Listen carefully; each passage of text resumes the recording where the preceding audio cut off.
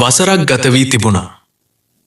සොන්දරපුරය නැවතත් සාමකාමී වෙලා තිබුණා. ගමේ මිනිස්සු ආයෙත් සතුටින් ජීවත් වෙන්න පටන් අරන් තිබුණා. හැම පොය දවසකම රතු කුමරයාව සිහි කරමින් හැමෝම පහනක් දල්වනවා. ඒත් එක රැක හැම දෙයක්ම ආයෙත් වෙනස් කරන සිදුවීමක් වුණා. නැවතත් මලසිරුරු හමු වෙන්න පටන් ගත්තා.